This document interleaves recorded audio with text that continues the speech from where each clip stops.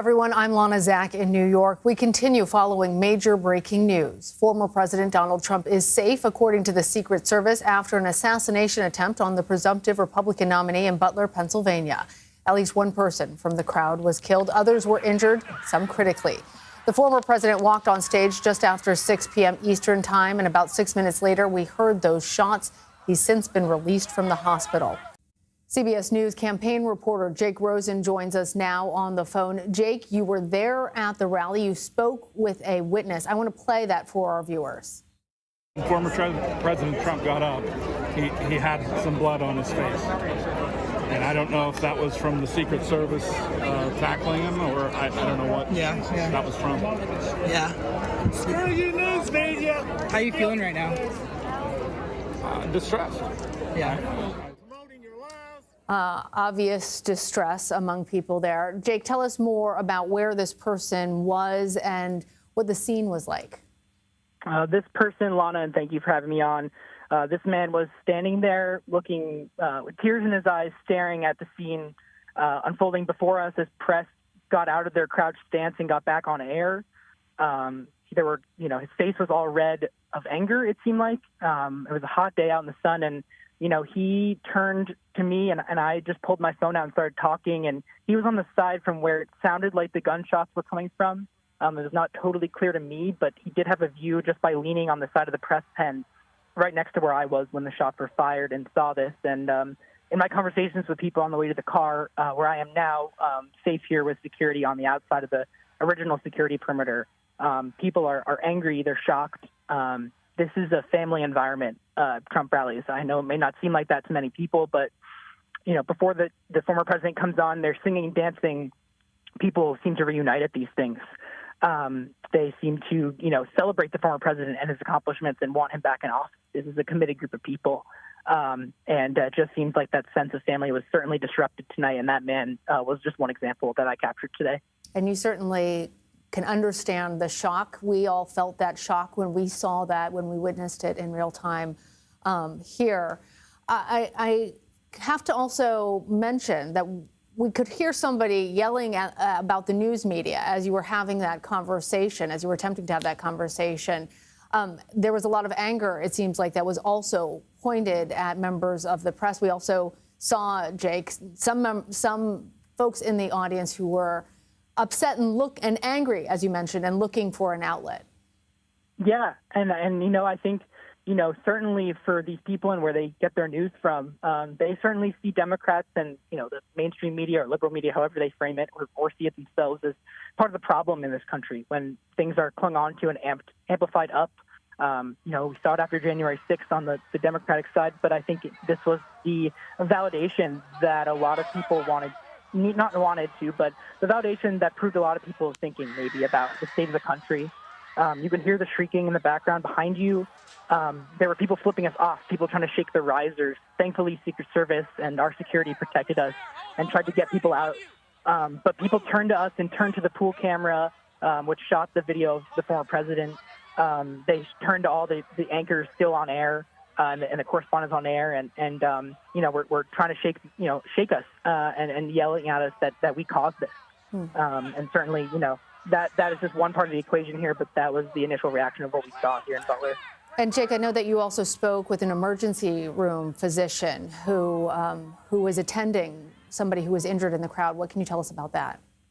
Yeah, I saw one other reporter talking to this man, and I called him over as Secret Service was trying to escort everyone, including press, and get us to pack our stuff up as soon as we could to get out of the venue.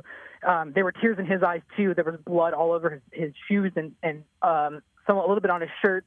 He told me that he did CPR on someone who was shot. He said he heard screams after the gunshots were fired and someone saying someone was shot. He said that he ran over, tried to do CPR on the person, but he said that they were unresponsive from the time he got there, that there was blood and brain matters spewed all over the bleachers, which we could see as they were finally cleared out and crime tape was set up. There was a lot of blood on the bleachers. This man was one of the heroes on the scene today, trying to do what's right. In a country that feels so divided, he was just the perfect example of trying to do the right thing when the moment's tight. All right. Jake Rosen, campaign reporter for CBS News, there at the event today. Thank you. CBS News campaign reporter Olivia Rinaldi also joins us. You were there as well. I want to play for our viewers some of the moments that you captured from this event. Oh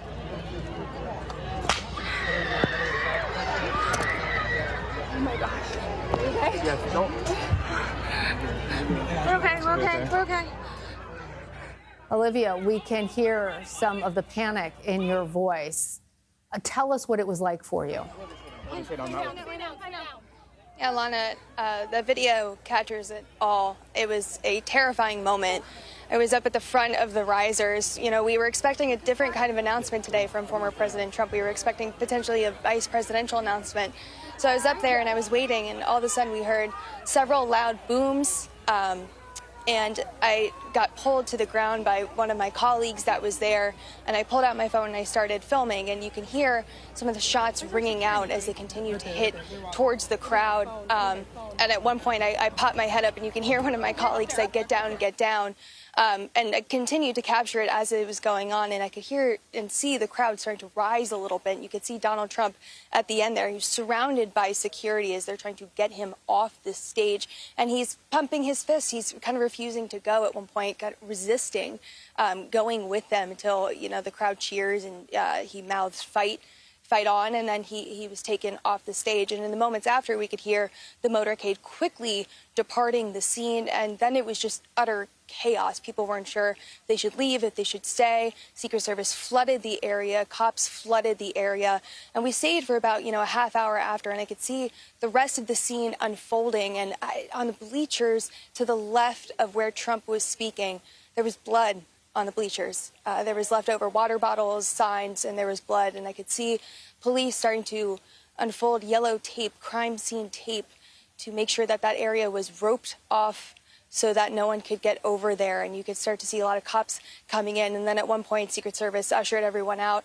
And this is an active crime scene that we're at right now. As I'm standing here in this field where all of these cars are, no one is able to leave. They're still on lockdown right now as we're waiting for that to lift so that people can leave. People are waiting. They're getting agitated, upset. And it's just been a very, very long afternoon into evening here, Lana. And Olivia, we are glad you are well. We are glad that others are well, but we know that that the president, we have heard, is doing fine.